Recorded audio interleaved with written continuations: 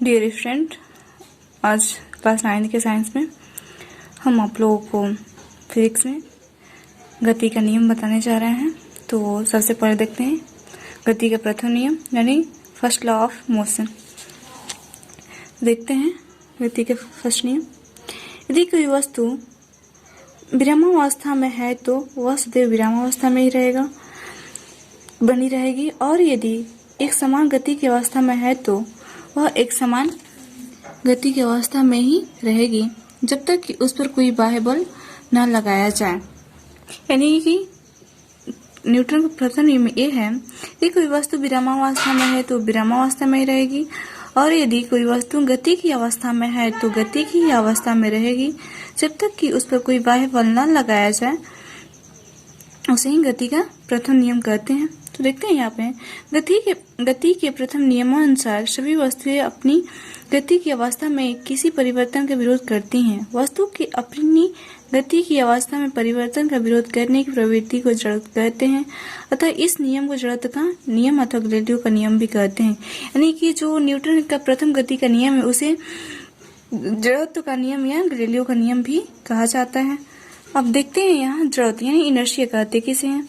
अतः भौतिक वस्तु की स्वतः अपनी विराम अथवा गति की अवस्था में बदल पाने की असमर्था को वस्तु का जड़त्व कहते हैं।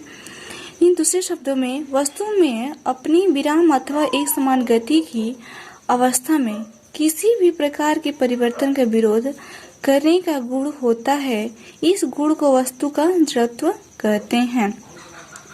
यानी कि न्यूटन के प्रथम गति के नियम को भी जड़त्व का नियम कहते हैं, और उसे ही गैलीलियो का नियम कहते हैं। यहाँ पर देखते हैं कुछ इम्पोर्टेंट फैक्ट हैं। वास्तव में किसी पिंड का द्रव्यमान ही उसके जड़त्व की माप होता है। इस प्रकार पिंड का द्रव्यमान जितना अधिक होगा उसका जड़त्व भी उतना अधिक होगा। जड़त्व 3 प्रकार का होता है। फर्स्ट विराम का जड़त्व, सेकेंड गति का जड़त्व, थर्ड दिशा का जड़त्व। देखते हैं विराम का जड़त्व, इनर्शिया ऑफ रेस्ट।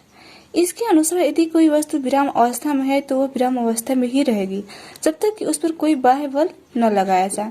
इस प्रकार वस्तु का वह गुण जिसके कारण वह अपनी विराम अवस्था में होने वाले परिवर्तन का विरोध करती है उसे ही विराम का जड़त्व कहते हैं।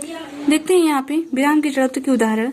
जब गीले कपड़े को झटकते हैं तो कपड़े से पानी की बूंद बाहर आ जाती है।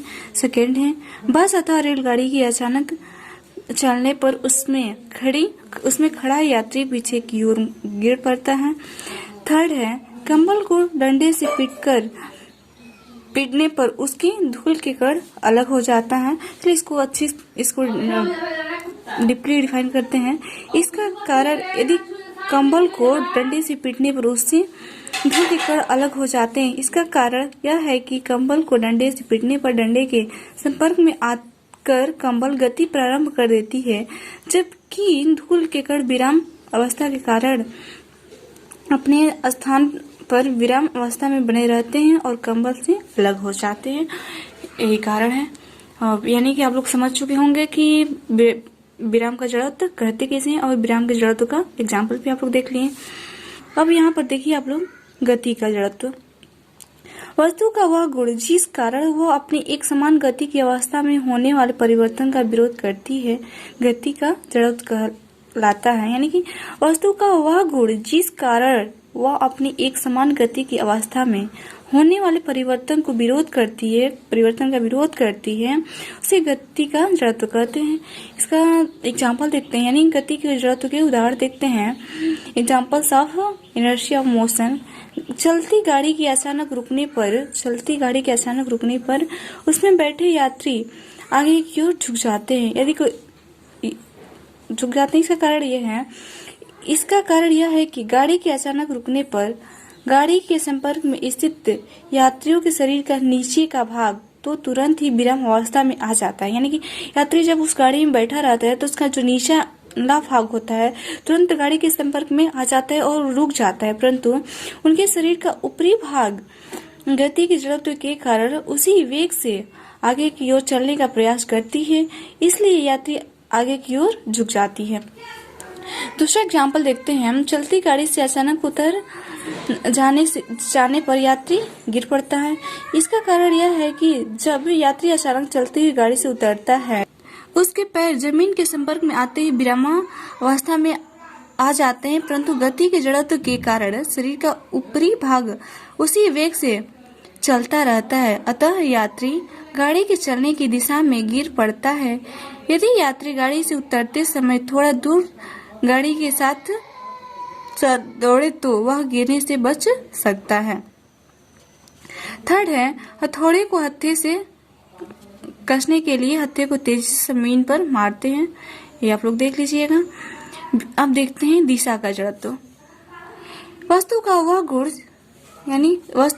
गुण जिस कारण वह अपनी गति की दिशा में होने वाले परिवर्तन का विरोध करती है, दिशा का जड़त्व कहलाता है।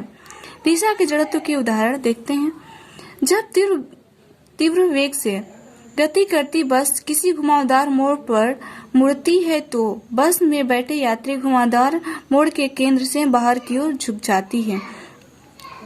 सेकंड है, गाड़ी के टायर के संपर्क में आते ही कीचड़ के कड़ों से बचने के लिए मडगार्ड लगाए जाते हैं।